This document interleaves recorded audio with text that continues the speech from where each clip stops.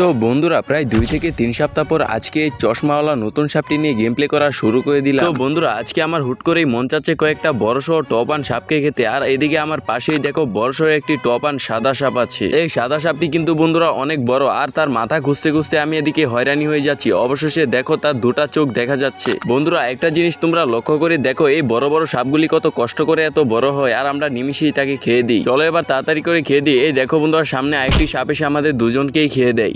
যাই হোক বন্ধুরা কোনো সমস্যা নেই, এবার অনেক খোঁজাখুঁজির পর আরেকটি বড়সড় টপান সাপকে পেয়ে গিয়েছি। এই দেখো বন্ধুরা আরেকটুর জন্য এই টপান সাপটি আমার হাত থেকে বেঁচে গেল। এই দেখো বন্ধুরা তাকে আমি খেয়ে দিলাম। এরপর বন্ধুরা আমি এদিকে ঘুরতেই দেখি আরেকটি বড়সড় সাপ এখানে শেষ হয়ে যায়। যাই হোক বন্ধুরা কিছু করার নেই, সে যদি এখানে শেষ না হতো তাহলে আমি তাকে অবশ্যই খেয়ে দিতাম। আর বাবারে বাবা বন্ধুরা এগুলি টপান সাপকে খুঁজতে এতখানি সময় লাগে সেটা তো বলার বাহিরে। এইখানে লক্ষ্য করে দেখো বন্ধুরা আমি আরেকটি সাপ পেয়ে গেছি, কিন্তু এটা হুট করেই কোথায় যেন চলে গেল। যাই হোক বন্ধুরা এরপর কিন্তু আমি আরো 20 মিনিট খোঁজাখুঁজির পর এই বড়সড় সবচেয়ে বড় সাপটিকে আমি খুঁজে পেলাম। মানে এই কিন্তু হচ্ছে ম্যাচের সবচেয়ে বড় টপান সাপ, একে এখন আমি খেয়ে দিব। খাওয়ার আগে তোমাদের আমি আরেকটা কথা বলে রাখি, আমি কিন্তু অনেকদিন যাবত ভিডিওটিতে কোনো লাইক সাবস্ক্রাইবের কথা বলি না, আর আজকেও বলবো না। দেখি না বললে কেউ লাইক আর সাবস্ক্রাইব করে কিনা। আর তোমরা তো দেখতেই পেলে আমি সাপটিকে খেয়ে দিলাম।